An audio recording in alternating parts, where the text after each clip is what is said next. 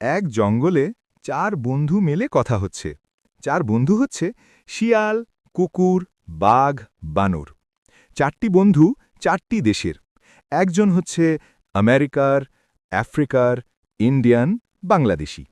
বাঘ বলতেছে, আমার আফ্রিকার যে জঙ্গল আছে পৃথিবীর কোনো দেশে নেই। তারপর শিয়াল বলতেছে, আমার আমেরিকার সিটির মধ্যে যে নদী আছে পৃথিবীর কোথাও নেই।